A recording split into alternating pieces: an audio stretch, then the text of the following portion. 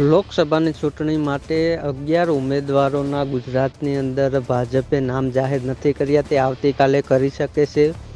જેમાં 11 નામો ઉપર અત્યારે મોહર લાગી ગઈ હોય તેવું સૂત્રો દ્વારા માહિતી મળી રહી છે. ત્યારે જૂનાગઢ લોકસભા બેઠક માટે સતત ત્રીજી ટર્મ માટે રાજેશ ચુડાસમાને ટિકિટ આપવામાં આવશે એવી સૂત્રો દ્વારા માહિતી મળી રહી છે. સૂત્રીય માહિતી દ્વારા જાણવામાં આવ્યું છે કે જૂનાગઢ લોકસભા બેઠક ઉપર રાજેશ ચુડાસમાના નામ ઉપર મોહર લગાવવામાં આવી છે.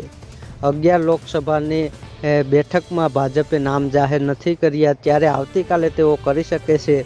જેમાં અત્યારે 11 નામો ઉપર મોહર લાગી ચૂકી છે. ત્યારે જૂનાગઢ લોકસભા બેઠકમાં અનેક વાતચીત થઈ રહી હતી, ટિકિટ કપાવવાની વાત હતી. તે વચ્ચે સૂત્રો દ્વારા મળતી માહિતી મુજબ જૂનાગઢ લોકસભા બેઠક ઉપર સતત ત્રીજી ટર્મ માટે ભાજપ રાજેશ ચુડાસમાને ટિકિટ આપી શકે છે.